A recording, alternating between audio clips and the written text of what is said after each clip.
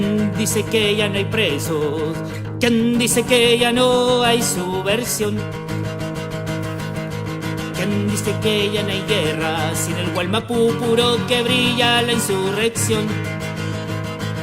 Sobrepasamos a tu democracia de la libre expresión. ¿Quién dice que ya no hay presos? ¿Quién dice que ya no hay subversión? ¿Quién dice que ya no hay guerra sin el Gualmapu puro que brilla la insurrección? Sobrepasamos a tu democracia de la libre expresión. Escúchenlo bien, mientras exista miseria habrá rebelión.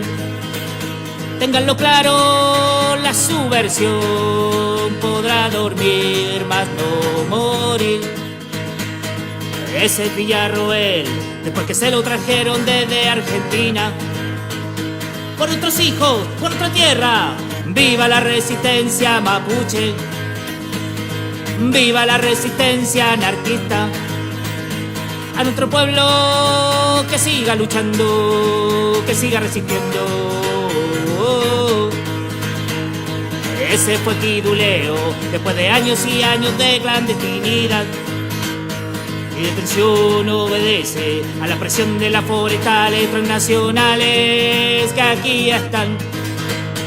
Soy un preso político y asumo la prisión con dignidad.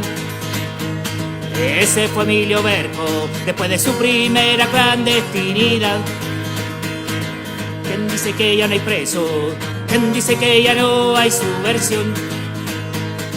¿Quién dice que ya no hay guerra sin el Gualmapu puro que brilla la insurrección? Sobrepasamos a tu democracia de la libre expresión.